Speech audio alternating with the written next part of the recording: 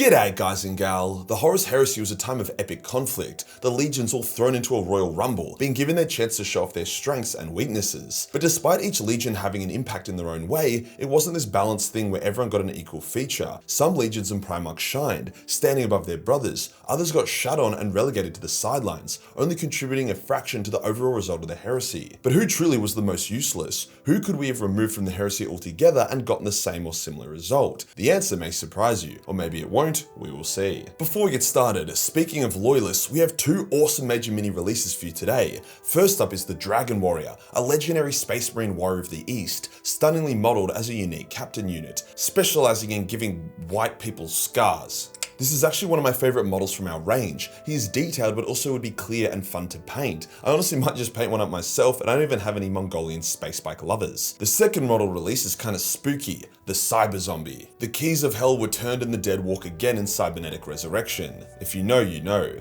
This beast has seen death more times than I've seen your mum's gash, returning each time to hunt the enemies of the Emperor. He features a decapitated bitch as a base prop, and could honestly pass as a Legion of the Damned Tech Marine, or as a dude with an iron hand that has seen death too many times. This continues our steady release of major minis. We've been pumping out dozens and dozens, so I hope that even if you don't buy them, you can still appreciate the absolute art that goes into these models. Link is below. Today we'll go over which Loyalist Legion was the most useless during the Horus Heresy. By that, we'll basically be trying to find the Loyalist Legion who had the smallest impact on the overall result of the heresy. Let's get into it.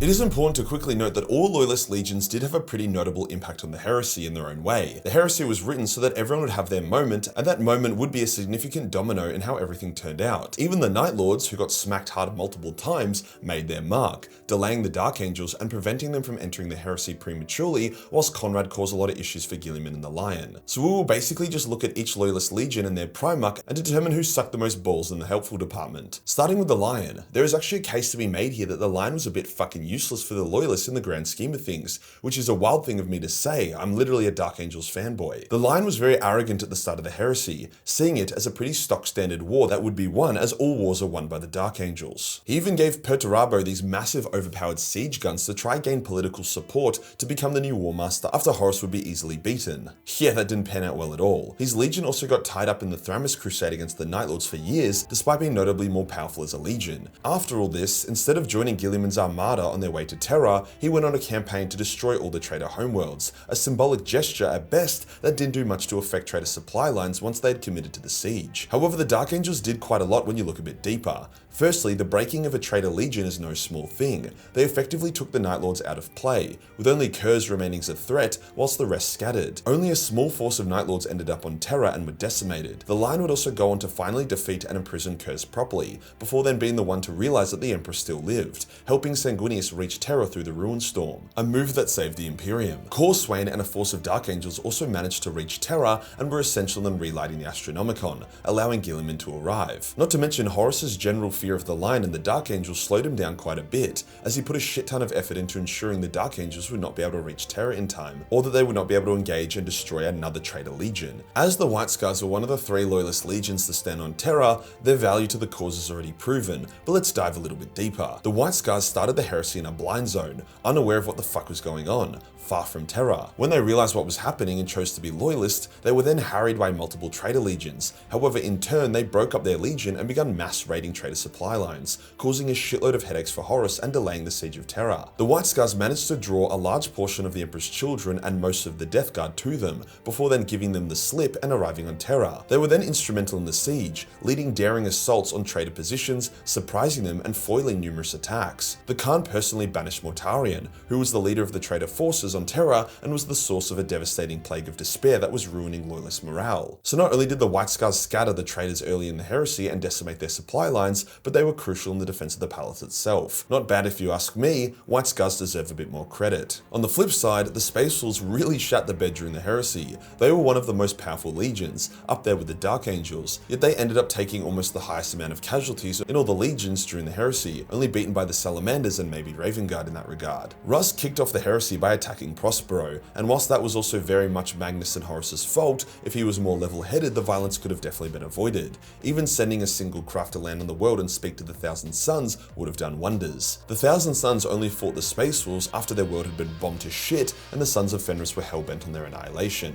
After wiping out most of the Thousand Suns and pushing the survivors and Magnus to the traitor's cause, the Space Wolves were attacked by the Alpha Legion and barely escaped, before making their way back to Terra. At this point, they were on the throne world, had a big enough legion to make a difference, and could have stood on the walls of the Imperial Palace in its defense. Instead, Lehman led a suicidal attack on the Vengeful Spirit, losing a huge chunk of his remaining legion and himself getting mortally wounded in order to inflict mostly superficial damage to the Sons of Horus flagship. Lehman did manage to stab Horus with the Emperor's Spear, a wound that would seriously fuck up Horus for a while, but Horus recovered from it. The overall result of this attack was the Wolves were removed as a major threat to the traitors, whilst the traitors' plans got delayed as Horus recovered and the Sons of Horus repaired their ships. Now, any delay to the Siege of Terra was a win for the Loyalists. It gave Guilliman more time to get to Terra, but a delay at the cost of having the Wolves at the siege wasn't worth it in my opinion. From here, the pitiful remains of the Space Wolves were hunted by the traitor legions, needing to be rescued by the Raven Guard, and then more or less did nothing for the rest of the heresy. Rogel Dawn, on the other hand, was arguably the single most important Primarch for the Loyalists. Although he was on Terra the entire time, he was the overall commander of the Loyalist war effort, and he reinforced the absolute shit out of the Sol system and Terra. He did make some mistakes, such as sending out 30,000 Imperial Fists in a Retribution fleet, 30,000 Imperial Fists who would have been invaluable on Terra. However, that did allow Alexis Pollux to help reinforce Macragge and defend the Pharos device, which was important for Guilliman. That Retribution fleet also nearly defeated the Iron Warriors and gave Perturabo hectic paranoia. Likewise, Dawn outplayed Alpharius and killed him and a huge chunk of the Alpha Legion during the Battle of Pluto, allowing Omegan to take command of the Alpha Legion and withdraw them from the heresy to help out the Loyalists. Dawn was instrumental in the siege itself, managing to direct his brothers to achieve his goals without forcing orders upon them. The Saturnine Gambit, matching Perturabo and overall holding the palace with 3 legions against 5 full traitor legions with elements from 3 more, as well as a near infinite tide of demons, is an insane effort that no other Primarch could have accomplished. Even him getting inside Fulgrim's head and humiliating him, which more or less removed the Empress Children forces from the siege, did wonders for the Loyalists. Dawn was an absolute Chad.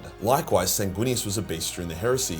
After not only surviving, but annihilating the chaotic ambush on Cygnus Prime, the Blood Angels managed to unite with the Ultramarines and Dark Angels to push through the Ruinstorm, defeated Mardale, who was like Chaos Jesus, destroyed Davin, thus clearing the Ruinstorm, before then reaching Terra and being one of the 3 Loyalist legions present there. The Blood Angels did a lot of work here, crushing the main Night Lord force assaulting the walls. They also distributed warriors amongst the mortal ranks to improve morale, a move that was essential for holding things together. Sanguinius himself was unstoppable, saving the Khan during a Death Guard attack, solo holding the Eternity Gate, banishing Kabunda and Angron back to back, and basically just flying from position to position, changing the tide of countless engagements. Not to mention, he was the first to face Horus and gave his life fighting his brother. Ferrus Manus may have been pretty useless during the heresy on the account of dying during the first true battle between Loyalist and traitor legions, but his legion were not. The Iron Hands actually survived Isfahan in the greatest number, partly thanks to a chunk of their legion arriving late to the battlefield, and partly due to how hardy they are, using logic to escape the killing fields. As such, they made up the bulk of the Shattered Legion's forces and led countless raids on traitor supply lines, with Horus having to deploy a lot of forces to counter them. It was an Iron Hands force that had Nakonai in it that was responsible for securing the Magna Mater, something that would eventually allow the creation of the Primaris, but that also didn't affect the result of the heresy too much. The Iron Hands did actually try to reunite as a legion at one point under the leadership of Shadrach Medusan, but the extremists within the legion sabotaged itself, and by the end of the heresy, the Iron Hands had mostly withdrawn, but they did manage to do a fair bit of damage before then. The Ultramarines had literally everything thrown at them that could have been thrown at them to keep them out of the heresy.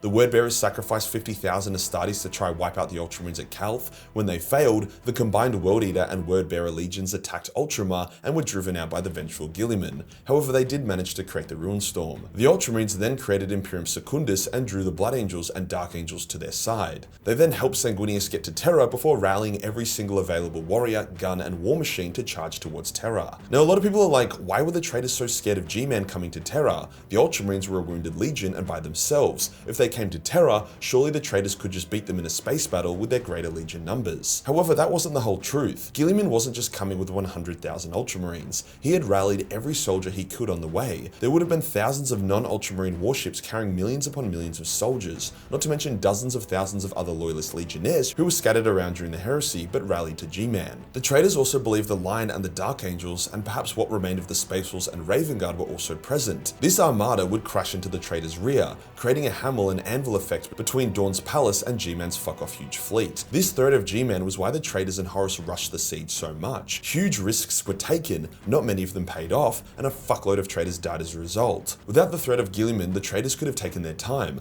worn the Loyalists down way more, and secured a clean, easy victory. Instead, they had to commit to daring, near-suicidal attacks on the daily. The Salamanders got fucked really hard during the Isfahan drop site massacre, losing the most out of all the Loyalist legions, as many of them rallied to Vulcan only for Vulcan to get a nuke dropped on his head. The few survivors did contribute to the Shattered Legion war effort, but mostly as the token black dudes since there were so few left. However, they did manage to get Vulcan's body back to Nocturne where it was brought back to life, with Vulcan then going through the webway and reaching Terra to fulfill his role as the Gatekeeper, creating the Talisman of Seven Hammers, defeating Magnus twice, which saved the Emperor, and then he guarded the webway gate in the Imperial dungeon. Without the Gatekeeper, the Imperium would have fallen and the Emperor slain, so Vulcan's role cannot be overstated in its importance despite his legion more or less being sidelined after the opening battle of the Heresy. Lastly, what of the Raven Guard? Well, Corvus did manage to break out of the Isfahan massacre with a couple thousand Raven Guard and successfully escaped. He then obtained a special Astarte project blueprint that allowed for rapid creation of empowered Space Marines, on top of his legion recruitment accelerating, so the Raven Guard were able to rebuild into a semi-sizable force, around 5,000 Space Marines. Corvus led his forces to smash traitor supply lines, retake many Imperial worlds, and cause Horus a massive headache. Without Corvus, Russ also would have been slain on Yarant. Despite the Raven Guard only numbering a few thousand, they inflicted many times their number of casualties upon the traitor legions. However, Corvus and his legion were never more than a thorn in Horus's side. They had opportunities to return to Terra and take part in its defense, even one chance when they had already done all they could to the traitor supply lines, but Corvus refused to return to Terra, believing his method of war more effective outside of a siege. A decision which I disagree with, as having an extra Primarch on the walls would have been a huge boost. As an honourable mention, how did Omegon and his Loyalist Alpha Legionnaires help the Loyalist war effort? Well, actually more than you would expect. Omegon ordered an Alpha Legionnaire base destroyed, a base that was locking the White Scars in the Chondak system and preventing them from leaving. He also antagonized the White Scars by blockading them, pushing the Khan towards believing Rogel Dawn instead of Horus. Omegon also withdrew the Alpha Legion from the Heresy as soon as he could, with some of his agents on the surface of Terra serving the Loyalist cause. He couldn't do a whole lot directly, but his indirect actions may have helped save the Emperor. So with all of this in mind, which Loyalist Legion did the least? Not including Omegon because he was just added in for fun. Well, the Blood Angels, White Scars, and Imperial Fists are all immediately cleared. They were at the siege and were directly responsible for keeping the Emperor going. Likewise, the Ultramarines' efforts during the Heresy made a big impact, as did their threats, so they are also safe. Despite a few missteps, the Dark Angels were also a force to be reckoned with, putting a ton of pressure on the traitors and breaking the Night Lords, so they too are good. That leaves us with the Space Wolves and Shattered Legions. Despite the Salamanders getting cooked, Vulcan's role as the Gatekeeper was essential to keeping the Emperor safe, especially since he banished Magnus. So I'll give the Salamanders a pass here on Vulcan's account. The Raven Guard were the most intact of the Shattered Legions, and their raids on the traitors' backline were huge, by far the most impactful, not to mention Nakonai being an absolute chad, so they too are good. This leaves us with the Space Wolves and the Iron Hands. Despite Lehman's many mistakes, if the Thousand Sons were going to end up as traitors regardless, which the lore implied may have happened, then he ensured barely any of them were alive to hurt the Loyalists. He also killed a ton of Alpha Legionnaires, wounded Horus, damaged the Sons of Horus fleet, killed a lot of their veterans, and whilst he did lose most of his legion, he did a lot of damage in return. The Iron Hands, on the other hand, lost Ferrus before he could do anything, and whilst they were the main force in the Shattered Legions, the Shattered Legions themselves were not as impactful as the Raven Guard led by Corvus, and they even betrayed their leader Shadrach Medusan, leaving him to be slaughtered before then abandoning the Heresy. Shadrach was the Iron Hands' only chance to make a true impact, so unfortunately the Iron Hands were by far the least impactful of the Shattered Legions, and all Loyalist Legions overall. If they were removed from the Heresy, the overall result would be the least impacted. Their tale is a tragic one. If you enjoyed the video and you want to support the channel, then pick up the Dragon Warrior or the Cyber Zombie or any of the other major minis. Join the Discord for more memes and I'll see you in the next one. Peace.